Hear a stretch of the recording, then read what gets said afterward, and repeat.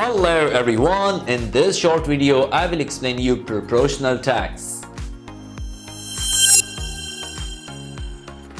Taxes can be proportional, regressive or progressive in nature.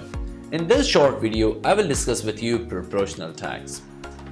A proportional tax is a kind of tax in which the tax percentage remains constant as income increases.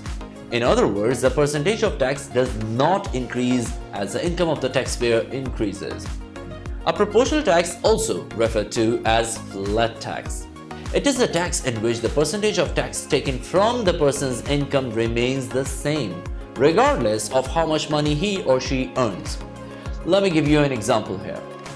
A household in USA earning $20,000 per year may have to pay 10% tax to the government for the total of $2,000. On the other hand, a rich household in the same country who is making $200,000 also paying 10% of his total income, which is $20,000 in total.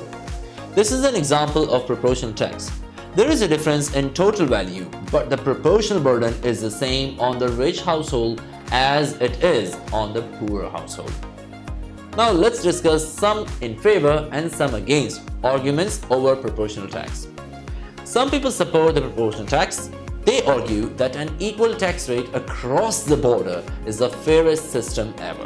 Because in the proportional tax there is no exemptions whether you are rich or poor. The rules are easily understood and there should not be any question about the rate because it is the same for every taxpayer. But on the other hand, some critics claim that adopting such tax system shifts the tax burden from wealthy individuals to poor, and in reality poor individuals are the most affected people by this taxation system, and above all they are less capable of paying. This was my definition and explanation of proportional tax. See you tomorrow.